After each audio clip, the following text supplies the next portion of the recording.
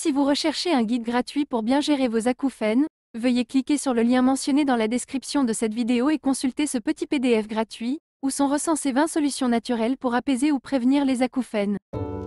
La bétaïstine est une substance chimique largement prescrite pour traiter les vertiges, mais son potentiel pour soulager les acouphènes, un symptôme auditif courant, est de plus en plus exploré.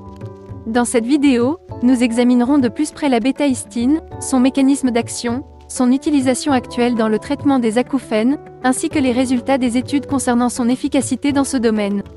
La bétaïstine est une molécule composée d'aminoéthylpyridine et d'hydroxyéthylpyridine, dont l'action principale est la vasodilatation. Ce médicament agit en augmentant le flux sanguin dans les vaisseaux périphériques et cérébraux, ce qui peut être bénéfique dans le traitement des vertiges et des troubles de l'équilibre. En particulier, la bétaïstine est souvent prescrite pour les patients atteints de la maladie de Menière, une affection de l'oreille interne caractérisée par des vertiges récurrents, des acouphènes et une perte auditive. La bétaïstine pour les acouphènes.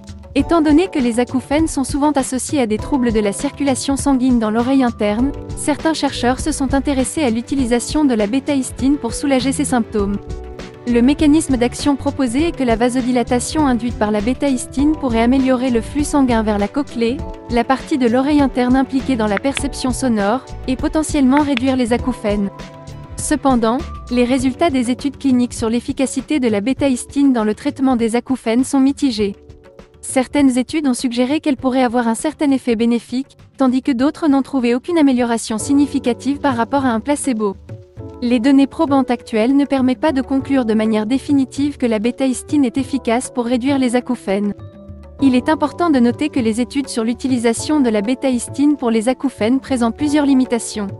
Certaines de ces études ont été de petite taille, avec des échantillons limités, ce qui rend difficile de tirer des conclusions générales. De plus, les critères de sélection des participants, les protocoles de traitement et les mesures de résultats varient d'une étude à l'autre, ce qui rend difficile la comparaison des résultats entre elles.